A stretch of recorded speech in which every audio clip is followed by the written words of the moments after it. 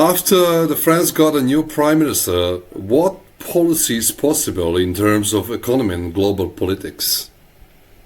Well, the nomination of Michel Barnier as prime minister in France is interpreted as change in continuity. Why a change? Because it is a move more to the right wing toward the allies, Les Républicains, who are like the former the party of former President Nicolas Sarkozy. Also, the style of Michel Barnier is much more appeasing toward the style of Emmanuel Macron, being much more, let's say, authoritarian and monarchist on his approach. However, it is a continuity, as when we see Michel Barnier, we can see a profile of a right-wing conservative, 73 years old, son of the industrial bourgeoisie in the province, minister before during right-wing governments, and times at the European Commission, where he was known as the chief negotiator in the Brexit when he had especially very strong stance. So on that, it totally fits with the vision of Emmanuel Macron's party, meaning a right-wing liberal economic policy and very pro-European integration approach. I guess on that, there will be very little room of maneuvers for significant change of economic policy, but also in international affairs, where France will continue holding its commitment within the European Union. Can France avoid social riots due to announced tax increase?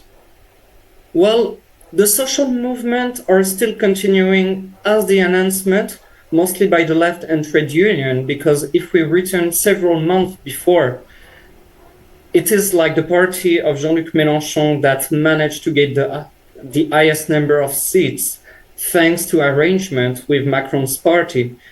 So the left was pushing for the nomination of a left-wing prime minister that was refused.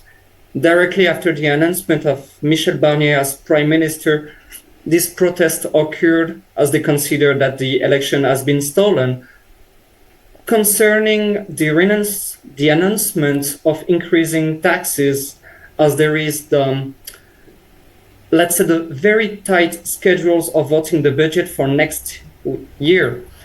Already tax increase have been announced. For the moment, it's pretty unclear which category of the population it's gonna touch, as on one hand, Michel Barnier said, like, no, the popular class won't pay more, and it will be the most fortunate to pay.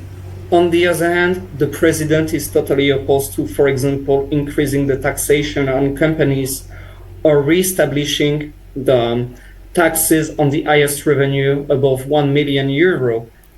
On that, we have to wait and see how the government communication will be made for announcing this tax increase, but I guess social protests will be inevitable. What is the public opinion about the perception and political stability at the Assembly?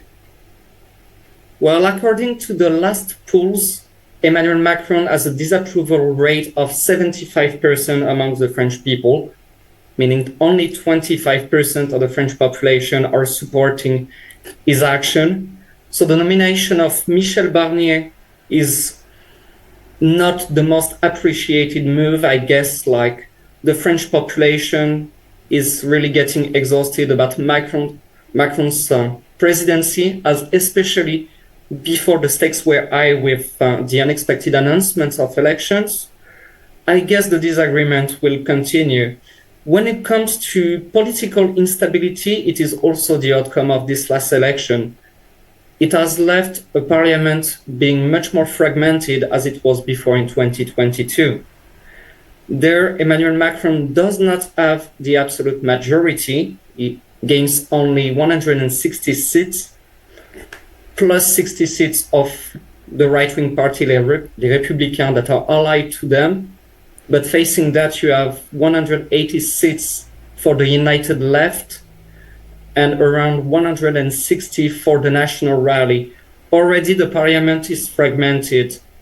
Plus this nomination and the given end to Les Républicains will even more complicate the situation as the parliament, as the former Prime Minister Gabriel Attal resigned and is announced as the most probable contender for Emmanuel Macron's succession in 2 years.